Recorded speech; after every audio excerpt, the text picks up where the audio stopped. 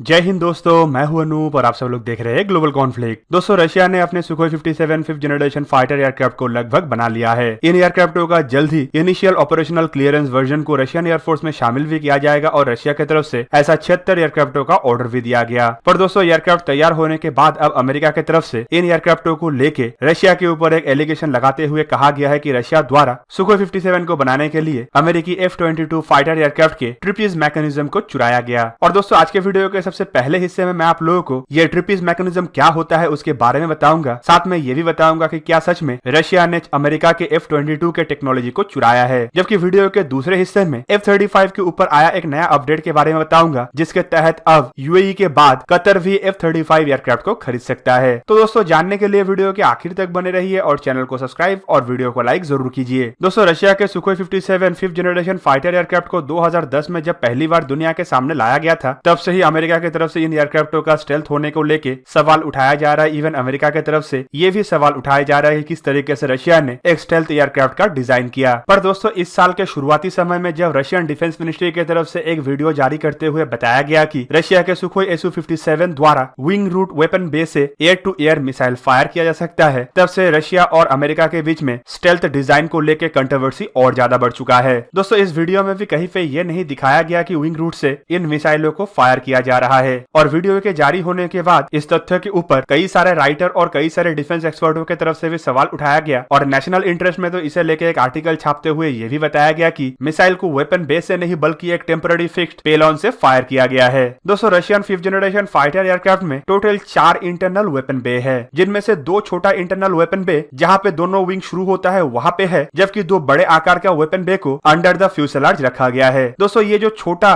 Wing root weapon बे है, इसमें सिर्फ रशिया के छोटे डॉग फाइट वाला मिसाइल R-74 को ही रखा जा सकता है। रशियन एक्सपर्टों का यह भी कहना है कि इन वेपन बे के लिए ही R-74 और K-74 सीरीज के मिसाइलों को डिजाइन किया जा रहा है, क्योंकि इस तरीके के वेपन बे से मिसाइलों को फायर करना काफी कॉम्प्लिकेटेड होता है और मिसाइलों को जल्द से जल्द इजेक्ट भी होना होता है। और दोस्तों, अमेरिका के एक्सपर्टों का यह भी कहना है कि इस तरीके के टेक्नोलॉजी को हासिल करने के लिए रशिया द्वारा अमेरिका के ट्रिपीज सिस्टम को कॉपी किया गया। दोस्तों, ट्रिपीज सिस्टम रशिया के F-22 फाइटर एयरक्राफ्ट में इस्तेमाल हुए एक ऐसा क्रिटिकल सिस्टम है जो M9 जैसे मिसाइलों को जल्द से जल्द विंग रूट वेपन बेस से इजेक्ट करने में मदद करता है। और दोस्तों, कुछ अमेरिकियों का यह भी कहना है कि शायद रशिया ने इस टेक्नोलॉजी को कॉपी करने में सफलता हासिल कर लिया। वहीं पे रशियन एक्सपर्टों का भी कहना है कि इस तरीके का वेपन बे को इस्तेमाल करना काफी क्रिटिकल होता है, क्योंकि डॉग फाइट के दरमियान मिसाइलों को लॉन्च करने के लिए वेपन बे को लंबे समय तक खुला रखना पड़ता है, जो एयरक्राफ्टों के मैन्यूवरेबिलिटी, स्पीड और स्टेल्थ फीचर्स के ऊपर भी असर डालता है। इस तरीके के वेपन बे को अगर लंबे समय तक खुला रखा जाए तो एयरक्राफ्टों के रडार क्रॉस सेक्शन बढ़ सकता है और एयरक्राफ्टों में क्रिटिकल दिक्कतें आ सकता है। और खास करके ऐसे वेपन बे से मिसाइलों को फायर करने के लिए एयरक्राफ्टों के स्पीड को भी घटाना पड़ता है और जब तक मिसाइल लॉन्च नहीं होता है तब तक एयरक्राफ्ट एक तरीके से कॉम्प्रोमाइज हो जाता है। पर दोस्तों, अगर यह ट्रिपीज सिस्टम एयरक्राफ्टों में इंस्टॉल होता है तो यह जल्द से जल्द एयरक्राफ्टों से मिसाइलों को लॉन्च कर सकता है, जिससे वेपन बे को लंबे समय तक खुले रखने का जरूरत नहीं पड़ता। और दोस्तों, इसी वजह से अमेरिकी एक्सपर्टों की तरफ से यह भी सवाल उठाया जा रहा है कि फिलहाल ये टेक्नोलॉजी अमेरिका के पास है और इसीलिए ये अमेरिका से कॉपी किया हुआ टेक्नोलॉजी है। इवन उनका ये भी कहना है कि अब तक कभी भी रशिया द्वारा अपने सुखोई 57 एयरक्राफ्ट के विंग रूट वेपन बे को ओपन करके प्रदर्शित नहीं किया गया और अमेरिका के द्वारा भी जब इन्हें प्रदर्शन किया गया तो अमेरिका का इन एयरक्राफ्टों का डेवलपमेंट का कई साल गुजर चुका था। इवन चाइना द्वारा भी जब भी अपना J-20 एयरक्राफ्टों के वेपन बे को ओपन करके पब्लिक डिस्प्ले में दिखाया गया, तब भी ओनली अंडर द बेली या फ्यूसेलाज के नीचे वाले वेपन बे को ही ओपन किया गया, ना कि कभी अपने विंग रूट वेपन बे को ओपन किया गया। दोस्तों, अभी तक तो ये साबित नहीं हो सका कि रशिया ने ये टेक्नोलॉजी को अमेरिका से चुराया होगा, लेकिन एक तरीके से अगर ये टेक्नोलॉजी रशिया ने खुद भी डेवलप किया होगा तब भी ये रशियन एविएशन इंडस्ट्री के लिए एक बहुत ही महत्वपूर्ण डेवलपमेंट है, क्योंकि इससे सुखोई 57 फाइटर एयरक्राफ्टों के कैपेबिलिटीज भी बढ़ जाता है और डॉग फाइट में इस्तेमाल होने वाले छोटे आकार के मिसाइलों को भी इंटरनल वेपन बे में छुपाना पॉसिबल हो जाता है। दोस्तों, हाल ही में आप लोग सुने होंगे कि इजराइल और यूएई के बीच में पीस डील होने के बाद अमेरिका द्वारा यूएई को F-35 बेचने का पेशकश किया गया। वैसे अगर देखें तो ये पीस डील को अमेरिका द्वारा ही इनिशिएटिव किया गया था ताकि अमेरिका यूएई को F-35 जैसे फाइटर एयरक्राफ्टों को बेच पाए। मिडिल ईस्ट के किसी भी देश को अमेरिका द्वारा अत्याधुनिक हथियार देने से पहले अमेरिका को इजराइल को कॉन्फिडेंस में लेना पड़ता है, क्योंकि इजराइल अमेरिका के सबसे क्लोज तरीन एलाई है और इजराइल का लॉबिंग भी अमेरिका के अंदर काफी ज्यादा महत्व रखता है। यूनाइटेड अरब अमीरात के साथ अमेरिका के F-35 डील को लेके हाल ही में रिपोर्टें ये भी आ रहा है कि इजराइल को इससे कोई दिक्कत नहीं है। और दोस्तों अब यूएई के बाद सुनने को आ रहा है कि कतर द्वारा भी अमेरिका से F-35 फाइटर एयरक्राफ्ट खरीदा जा सकता है। और हाल ही के एक रिपोर्ट के मुताबिक कुछ हफ्ते पहले ही कतर के तरफ से अमेरिका को एक फॉर्मल रिक्वेस्ट भेजा गया है ताकि अमेरिका F-35 फाइटर एयरक्राफ्टों को कतर को बेचे। दोस्तों यहाँ पे अब सुनने को ये भी आ रहा है कि यूएई को परमिशन देने के बाद इजराइल द्वारा कतर को लेके भी ऐसा ही छूट दिया जा सकता है और शायद ही इजराइल अब यूएई के बाद कतर को F-35 बेचने को लेके कोई ऑब्जेक्शन क्रिएट करे। और दोस्तों मैं ये इसलिए कह रहा हूँ क्योंकि हाल ही में इजराइल के प्राइम मिनिस्टर बेंजामिन नेतन्याहू की तरफ से भी बयान देते हुए कहा गया था कि अमेरिका अगर यूएई को F-35 बेचेगा तो उससे इजराइल को कोई दिक्कत नहीं। दोस्तों अमेरिका भी अब मिडिल ईस्ट के देशों में F-35 जैसे एडवांस फाइटर एयरक्राफ्ट बेचने के लिए काफी ज्यादा उत्साहित है और अमेरिका ये इसीलिए कर रहा है क्योंकि अमेरिका अपने राइवल देश चाइना और रशिया को काउंटर करना चाहता है। हाल ही के दिनों में आप लोग ये भी सुने होंगे कि रशिया की तरफ से सुखोई 57 के एक्सपोर्ट वर्जन को भी बनाया जा रहा है और इसे अपने फ्रेंडली कंट्रियों में बेचने का भी प्रयास किया जा रहा है। और दोस्तों रशिया के लिए मिडिल ईस्ट एक बड़ा मार्केट है और रशिया बहुत पहले से ही इन प्रयास में है कि मिडिल ईस्ट के इन देशों को हथियार सप्लाई किया जाए। इवन चाइना भी हाल ही में अपने हथियारों को लेकर मिडिल ईस्ट के अंदर काफी ज्यादा सक्सेस हासिल कर चुका है, खास करके ड्रोन और मिसाइल के फील्ड में। और उसके बाद फाइटर एयरक्राफ्ट के फील्ड में भी चाइना बढ़ोतरी हासिल कर ले ऐसा अमेरिका कतई नहीं चाहेगा। वहीं पे दूसरी तरफ अमेरिका ये भी बर्दाश्त नहीं कर सकता है कि इजराइल के लॉबी अमेरिका के ऊपर नाराज हो।